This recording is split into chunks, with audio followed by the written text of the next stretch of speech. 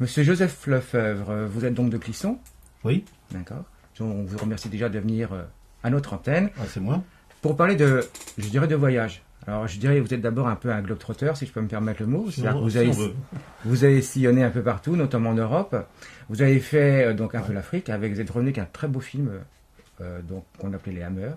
Oui. D'accord. Alors, 2 mots sur Les Hammers. Les Hammers, suite à ce film, eh bien, on a eu beaucoup de projections dans des cinémas, avec des salles pleines d'ailleurs. Et puis on a diffusé beaucoup de DVD. Ma foi, ça a eu une audience au-delà de nos espérances au départ, puisque c'était pas le but. Donc on est satisfait, quoi. Hein. Les Hammers d'extrême Éthiopie, on est d'accord. Oui, oui. Donc on a fondé une association Hammers d'Éthiopie, qui suit son cours, qui a des projets. Notamment installer une pompe à eau dans le village. Ok. Et après, il y a eu quoi? Le Ladakh, je crois, c'est ça? Ensuite, il y a le Ladakh. Alors, un sujet complètement différent des Hammers, évidemment, puisque c'est à 3500 mètres d'altitude, au nord de l'Inde. Le Ladakh, fait partie du nord de l'Inde. En réalité, ça, on ne le connaît pas beaucoup. Et le Ladakh, c'est juste à côté du Tibet, en fait. Le Dalai Lama a une résidence à Leh, la capitale du Ladakh. Et après, vous êtes revenu un peu plus près de chez nous, en Europe, et notamment Venise, il y a très peu de temps. Oui, je suis revenu à Clisson d'abord. Bon, j'ai pas fait de reportage parce que je pense qu'il y a des gens mieux placés que moi pour le faire. Et puis, eh bien, Venise, c'est la cité des doges. Les doges, c'était des personnes qui étaient chargées d'administrer la cité. On l'appelle aussi la Sérénissime. On l'appelle aussi la cité des eaux. Et ma foi, je pense qu'il y a encore d'autres dénominations. Enfin, c'est déjà pas mal. La caractéristique de Venise, c'est d'être situé sur la lagune. La lagune, c'est un espace d'eau qui est entre le continent et la mer. La lagune, c'est pas fermé.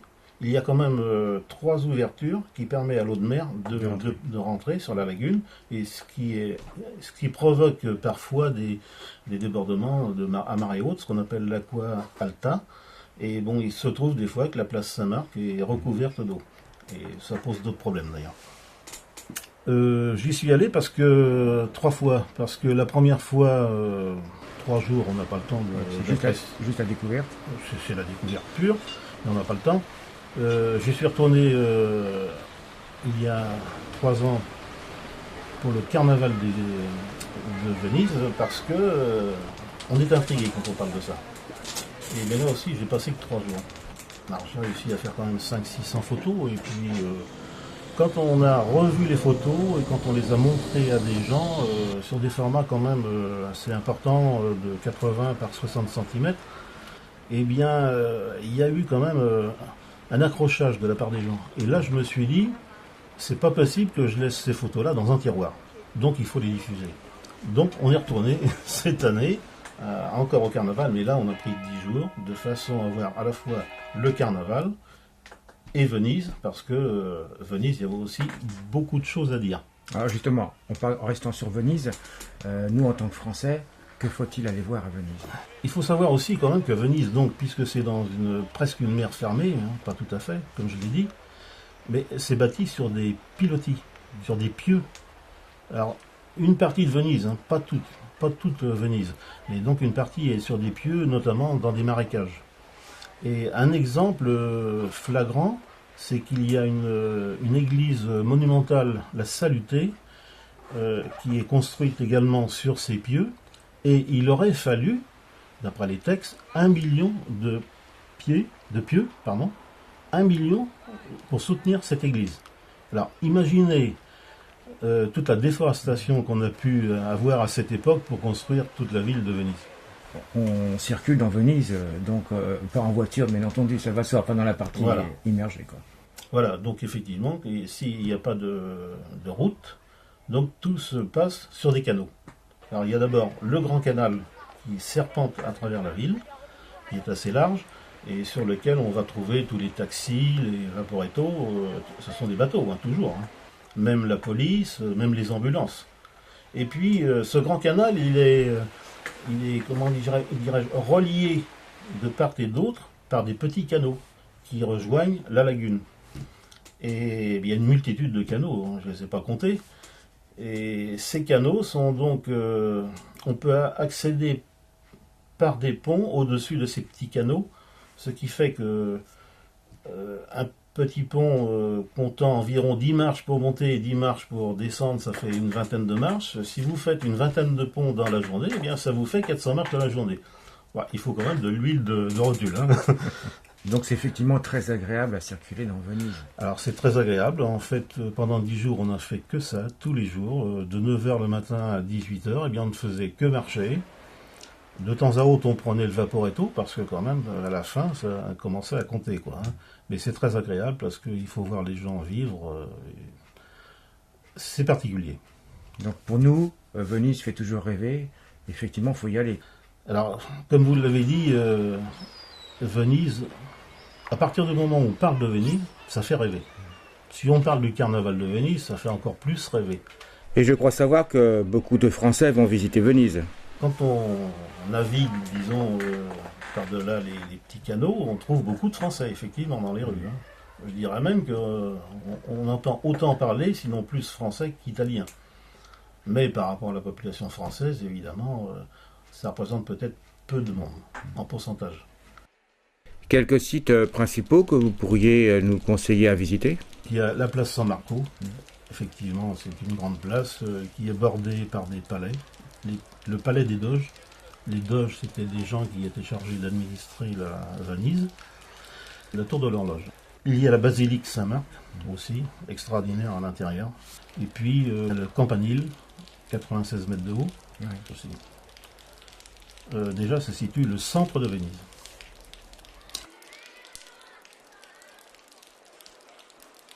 L'arsenal qui comptait à une époque apparemment au moins plus de 10 000 personnes qui travaillaient pour fabriquer des bateaux, notamment et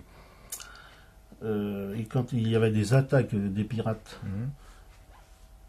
Et c'était une très grosse usine, mais la structure, disons, est restée, mais il y a beaucoup moins de monde maintenant, effectivement. Il y a aussi le ghetto de Venise. Le ghetto, il y a eu des gens qui ont été recrutés à une époque d'Espagne. Enfin, quand je dis recrutés, qu'on a fait venir d'Espagne. Et puis, on les a parqués. Et il y avait une fonderie à cette époque-là. Et fonderie, ça veut dire ghetto. Et ça a été le premier ghetto d'Europe. Ça, il faut le savoir. Et donc, on peut visiter. Il y a 3 petites synagogues dans ce ghetto. Et puis, des images aussi commémoratives. Je n'ai pas parlé des palais qui bordent le Grand Canal aussi, des palais qui sont somptueux et qui servent surtout de musée actuellement. Et je terminerai par l'opéra de Venise, la Fenice. Quand on parle de la Fenice, très peu de gens connaissent aussi, mais la Fenice, c'est un bijou dans un écrin. C'est vraiment le théâtre de Venise où Pavarotti, la Callas aimaient beaucoup chanter. Et il y a une acoustique extraordinaire. Et j'ai eu la chance, avec ma femme, cette année, d'assister à un opéra, la Traviata de Verdi. Là, j'ai été aux anges. C'était une bonne conclusion du séjour.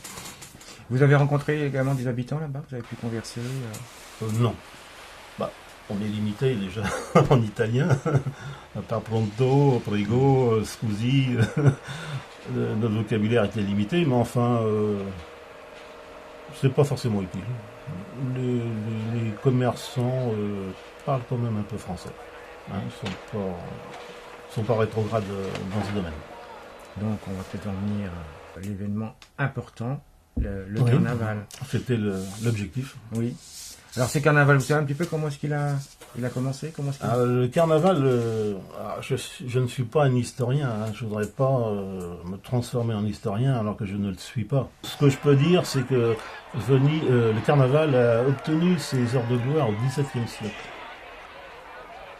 Par la suite, il a sombré dans l'ombre, et puis bon, de fil en aiguille, on l'a remis sur pied, et puis actuellement... eh bien, il existe encore, quoi. Alors, le carnaval, c'est quoi? Le carnaval, on trouve beaucoup de gens, de Vénitiens, qui sont en costume d'époque, avec un masque ou sans masque. Hein. C'est peut-être pas le but, en fait, je pense. Mais ils sont en costume d'époque, et puis ils se promènent dans les rues tout à fait naturellement. Et puis il y a les gens costumés. Alors là, les gens costumés, ils ont parfois passé 1 an à faire leur costume. Et en général, ils font eux-mêmes leur costume, c'est ça? Alors ils peuvent le faire, d'après ce que je sais, mais ils peuvent le faire aussi. Bon, ça coûte peut-être plus cher aussi. Donc ils ont leur costume, ils ont passé du temps, ils ont engagé de l'argent également. Et ma foi, ces gens déambulent un peu partout, et quel est leur but? C'est de se faire plaisir à eux-mêmes, évidemment, mais de faire plaisir aux gens aussi, parce qu'en fait, ils sont là pour qu'on les prenne en photo.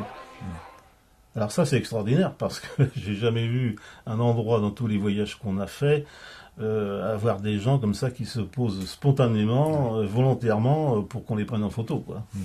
Alors ça, c'est extraordinaire. Alors par contre, il y a le revers de la médaille, c'est qu'il y a tellement de photographes, vous pouvez vous trouver avec 20 ou 30 photographes, et là, il faut jouer des coudes. Sinon, vous ne pouvez pas prendre la photo, quoi. C'est vraiment l'envie de partager une passion. Ah oui, tout à fait. Tout à fait. C'est une passion. Je crois que c'est une passion de la part des gens costumés, mais des photographes aussi. Ouais. Je pense des deux. Et beaucoup de gens sont costumés? On en voit un peu partout, mais il y a une concentration sur la place San Marco. Là, il y a une concentration, et comme j'ai été déjà allé, je savais quels étaient les endroits où on pouvait faire de plus belles photos que d'autres. Voilà. Maintenant, votre question sous-entend, parce que je sais que pendant qu'on était là-bas, il y a eu un article, il y a eu une vidéo passée à la télévision sur le carnaval de Venise. Tout à fait. J'ai appris ça. Alors, effectivement, on se dit, tiens, c'est les gens de Venise qui sont masqués, et puis pour leur plaisir et tout ça. Et puis souvent, ça m'arrivait parfois d'entendre parler russe, quand je m'approchais de la personne. Des fois, un petit peu allemand peut-être, mais pas beaucoup. Mais souvent français. Alors là, je me suis posé la question. Et donc, on s'est renseigné auprès de gens de Français qui allaient là-bas, effectivement, pour se déguiser. Et c'est là qu'on a appris qu'il y aurait peut-être, je ne sais pas, peut-être environ 70-75% de Français qui prennent plaisir à se déguiser pour aller au carnaval de Venise. Alors, la question, est-ce que Venise perd son âme? Je ne sais pas. Ou la partage? Ça peut être aussi... C'est une question. Est-ce que vous avez rencontré ces Français qui vont là-bas se déguiser, et vous avez pu discuter avec eux? Bon, on a discuté un petit peu avec eux. Ouais. Mais enfin, pas beaucoup, parce que je voyais pas trop l'intérêt de discuter, quoi. Ils n'ont pas expliqué pourquoi ils allaient à Venise? Pour leur plaisir. C'est ce qu'il en ressortait. Le peu qu'on a discuté, c'était leur plaisir, leur passion. Qu'est-ce que vous avez ressenti lorsque vous avez vu certains maquillages, certains masques, certains costumes? Où est-ce que vous avez été le plus attiré? Qu'est-ce que vous avez trouvé de plus important, de plus extraordinaire? C'est très difficile à dire. Moi, je fonctionne, disons, je suis pas un professionnel, hein, je suis désolé, mais c'est comme ça. Je fonctionne à l'œil, moi. Ça me plaît ou ça me plaît pas. Après, je cadre. Et dire qu'est-ce qui m'a plu ou pas, c'était très, très difficile. Mais on trouve de tout. On a même trouvé des filles, des jeunes filles qui dansaient en tutu. Il y a vraiment de tout. Alors, il y a les couleurs aussi. Les couleurs, à la limite, quand il y a trop de couleurs, eh bien, ça me gêne un peu. Hein, pour répondre à la question. Donc c'est un choix entre l'équilibre, entre les couleurs, entre les formes. Voilà. Ces photos et cette vidéo, qu'est-ce que vous allez en faire? Alors là aussi, ça fait déjà pratiquement 2 ans que je travaille là-dessus, dans l'ombre, hein, évidemment. Alors pour l'instant, j'ai 3 directions.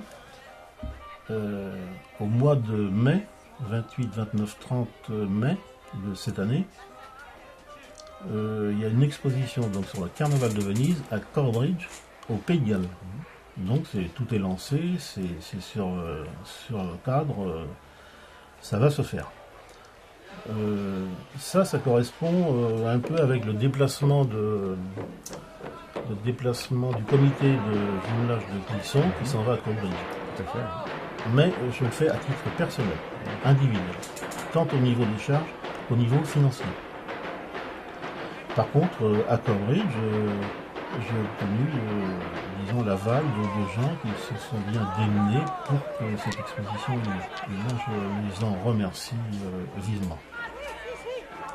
Et cette exposition se fera en même temps qu'un événement culinaire très important c'est Food and Drinks. Alors donc, logiquement, ça va attirer du monde. D'accord. Deuxième point, en mars 2017, il y aura cette exposition à Valette, dans l'atrium de Valette, de la mairie de Valette. Ce sera la deuxième quinzaine de mars. D'accord. Et donc là, bien sûr, tous les Clissonnais, Valtais, Montacutin sont invités à venir vous voir. Bah oui, il y a de monde, mais je pense qu'on a déjà fait pour l'Éthiopie à Valette, dans l'atrium, une expo qui avait très très bien marché. On a un très bon écho au niveau de la mairie de Valette et de ses employés, et c'est déjà lancé. Hein. Donc je ne me fais pas de soucis. En plus, il y aurait une liaison avec les écoles, parce qu'on peut considérer que l'histoire de Venise, ça a quand même une valeur éducative. Hein. Et le troisième point, eh bien, c'est Clisson. Clisson, ça fait longtemps que j'y réfléchis, et puis je n'ai pas trouvé de solution. Alors maintenant, il y a un projet pour 2017, mais je ne peux pas en dire plus pour l'instant. Je pense quand même qu'ils sont, je crois qu'on dit parfum d'Italie, c'est ça? Oui. Donc ce serait quand même dommage qu'il n'y ait pas d'exposition à Clisson, voire conférence débat. Oui, tout à fait. Mais peut-être plus encore. Mais je peux pas en dire plus. Mais je pense que ça a toute chance de se faire, et j'espère au moins. Dernière chose, vous êtes revenu donc de Venise et de ce carnaval. Votre souvenir, qu'est-ce que vous en tirez? Petite conclusion. Satisfait, hein. Satisfait surtout d'avoir... Bon, le carnaval, ça on savait, donc on n'a pas été surpris. La seule chose, c'est que quand on est allé une fois déjà, on est plus exigeant la deuxième fois dans la qualité des sujets. Et c'est un peu plus difficile. Mais en fin de compte, on en a trouvé. Hein. Et puis on a surtout été aussi satisfait de toute la visite de ces palais, du palais des Doges, la basilique, San Marco. C'est vraiment extraordinaire. Hein. Donc à voir. Ah, pour moi c'est à voir, mais effectivement je pense qu'il faut un certain nombre de jours. Et 3 jours, c'est pas suffisant, quoi. Alors ça dépend de la disponibilité des gens, évidemment. Hein. Mais c'est trop juste pour bien appréhender la ville. Hein. Mais donc on peut conseiller à tout le monde d'aller voir effectivement cette Venise et puis ce carnaval. Oui. Alors, bon, il y a des moyens pour y aller à des prix quand même attractifs. Je ne vais pas vous citer quand même de compagnie, mais enfin, il y a des moyens, et puis pour se loger également. Maintenant, la vie est très chère. La vie est très très chère. À 2, pour 30 € au restaurant, vous avez un sandwich et une boisson, quoi. C'est tout. Bon, ben d'accord. Voilà. Ben, je vous remercie beaucoup. Eh bien, c'est moi qui vous remercie.